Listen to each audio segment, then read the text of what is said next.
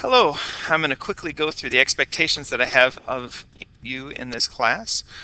First off, I want you to work bell to bell. You come in, you start working, and you'll shut down about 2 minutes early, and I'll tell you guys when it's time to shut down uh, uh, each day. I need you to respect each other.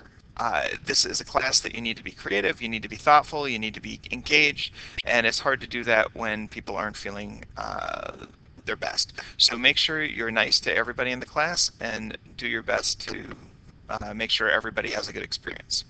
Um, I also need you to respect the equipment. The computer, the $35 computer that we're using, the cords and all of this, they can't handle a lot of beating by middle school students. You got to be respectful. Uh, don't pull cords out of someone else's computer. Be very respectful of the equipment because a lot of things get broke when students are not doing that. And to go along with that, no food or drink. Uh, you got to make sure food and drinks stay away from computers. That can cause some damage. Also, no music, extra tabs, videos, and so on. The Raspberry Pi just can't handle that much. Also, students don't work very well when they have a whole bunch of things up. It's hard for them to focus on the thing that they need to focus on. So I have some exceptions to that as we move on in the semester once you're working on projects. But at the beginning, I don't want any music and extra tabs or videos. It's more of a distraction than anything for this class. Phones. Phones will be the school policy where the first warning, you put it on my desk until the end of the hour. The second warning, the phone goes to the office until the end of the day. And the third warning, your phone goes to the office until a parent will pick it up. Seating charts. You'll be in a seating chart for the first few weeks, depending on how long it takes to get through that first chapter.